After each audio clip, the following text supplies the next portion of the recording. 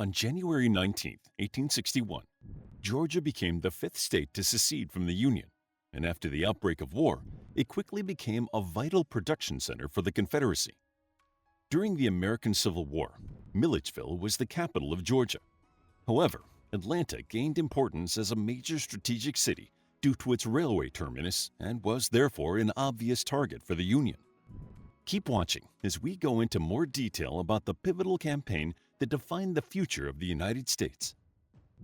By late 1863, the Confederates were on the ropes.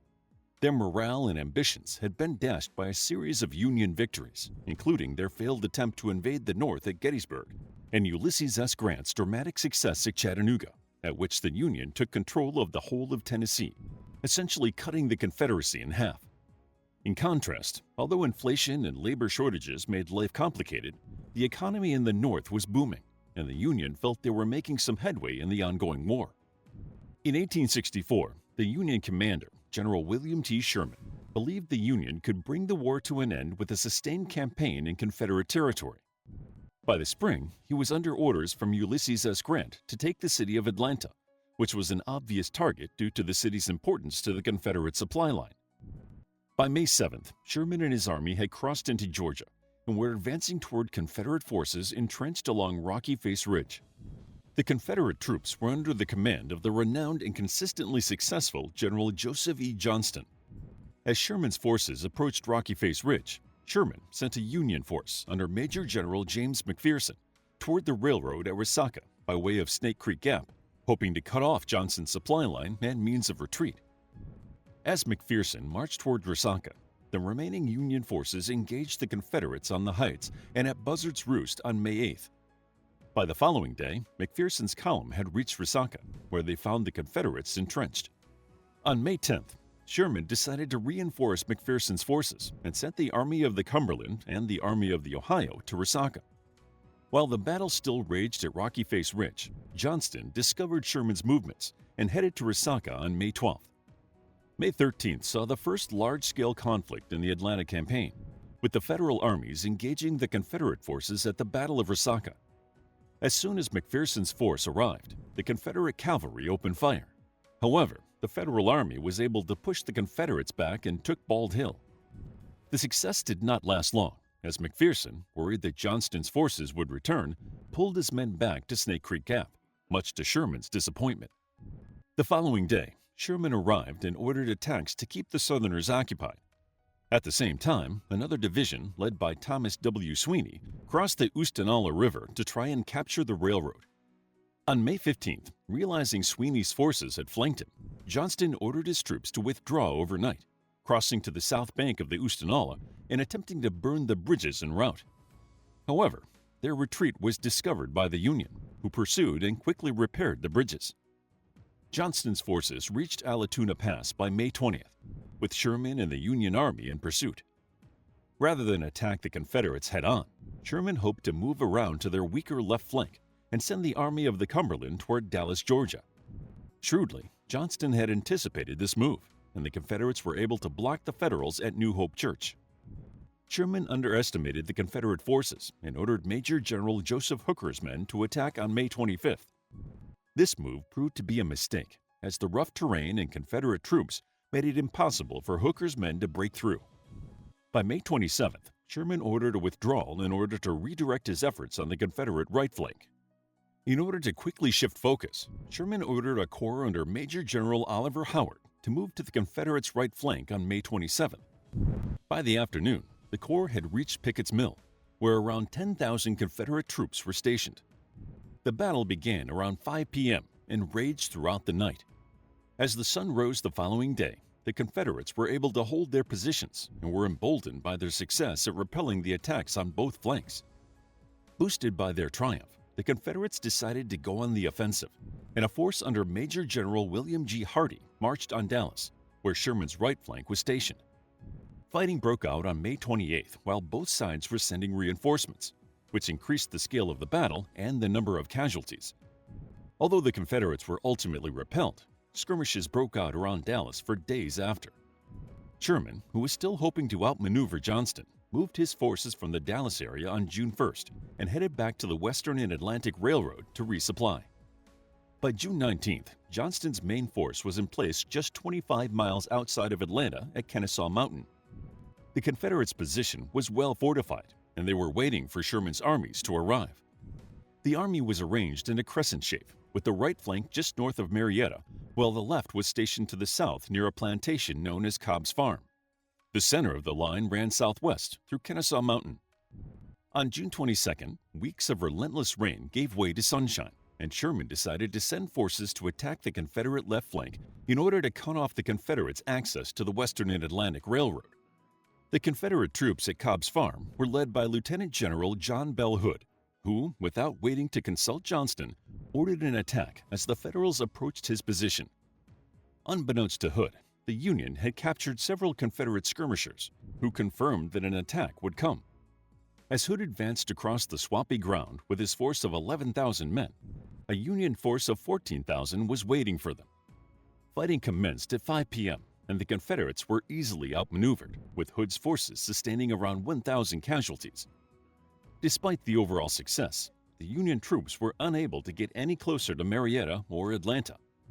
Seeing no other way to break through the Confederate lines, Sherman decided to forego his usual flanking maneuvers and attack fortified lines.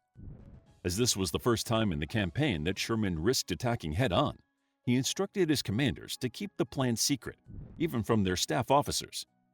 Despite the risks, Sherman resolved to make feints on the flanks to draw Johnston's attention in the hope that the Confederates would be surprised by a central attack. Sherman instructed his commanders that he would feign on both flanks and assault the center. It may cost us dearly, but in results would surpass an attempt to pass around. The plan was that McPherson's forces would attack the right flank of the Confederates stationed at Pigeon Hill and Little Kennesaw, while Schofield's army led an assault on the left flank at Ollie Creek. As these attacks were happening, a larger force would launch the main assault on Hardee's Corps, who were stationed at Kennesaw Mountain. On the morning of June 27th, the attack began. The Confederate artillery eventually repelled the Union forces attacking the Confederate right, while the center of the Union line stood to face Johnston's best division under Major General Patrick Claiborne. The Union bombarded the Confederate line with 15 minutes of artillery fire before the infantry advanced, but the Confederates were too well entrenched. Several Union commanders were struck down as the Union attack fell into disarray. By noon, it was clear the Union attack had failed. Despite the unsuccessful frontal attack, on July 2nd, Sherman was able to circumvent Johnston's left flank, forcing the Confederates to fall back once again and bringing the fight closer to Atlanta.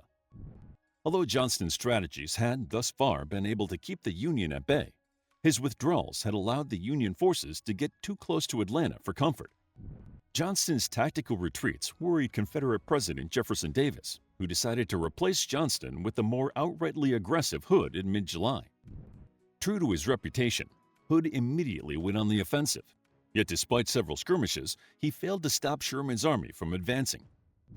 Earlier that year, after hearing of the Union's ambitions to take Atlanta, the Confederates had constructed 2 fortifications around the city using enslaved laborers.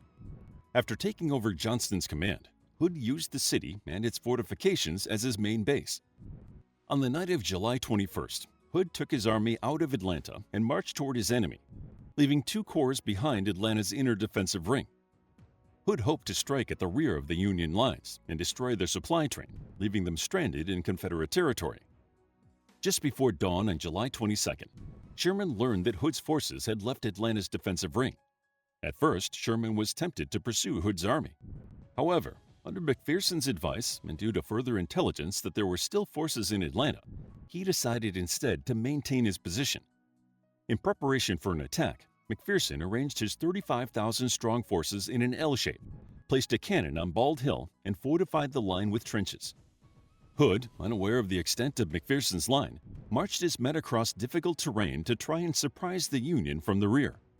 Due to various delays, Hood's infantry finally arrived at the position 6 hours behind schedule. The lack of intelligence about McPherson's position meant they were to the south of the Union's entrenched left flank rather than to their rear. Shortly after noon, the Confederates engaged with the Union line. McPherson wanted to personally ensure the line would hold, and on noticing a chink in the position where the 2 lines met, rode toward the area as the Confederate attack intensified. Hood's infantry saw the Union general riding towards them, and he was shot from his saddle, dying shortly afterward. Despite the loss of their general, the Union held its line, and the Confederates were unable to seize the hill. The two armies continued to battle, and as night fell, Hood was forced to retreat to Atlanta. Although the Union suffered the loss of men and ground, they were able to keep their wagon train intact. Hood's assault had failed, and on July 27th, Sherman continued his campaign to cut off Atlanta. Throughout the summer, skirmishes were fought around Atlanta, but by late August, the city was still under Confederate control. Union cavalry raids were only able to inflict superficial damage, and there were still a few supply lines that were able to sustain Hood and his forces. Sherman determined that he would not be able to take the city by force, but he could drive the Confederates into evacuating. To do this, he would have to destroy the Macon and Western and Atlanta and West Point railroads that were to the south of the city and vital to Hood's supply chain. On hearing that the Union infantry was nearing the railroad outside Jonesboro, Hood sent 2 corps under Hardee to intercept them. After Hardee's force was easily repelled on August 31st, Hood rightly feared the Union was planning an outright attack on Atlanta and recalled 1 corps back to the city that night. On September 1st, Union forces broke through Hardee's line, and Hood was finally forced to order an evacuation. On September 2, 1864, Atlanta was surrendered to the Union, and Sherman had finally completed his mission.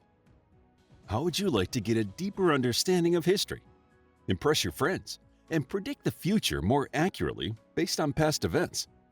If this sounds like something you might be into, then check out the brand new Captivating History Book Club by clicking the first link in the description.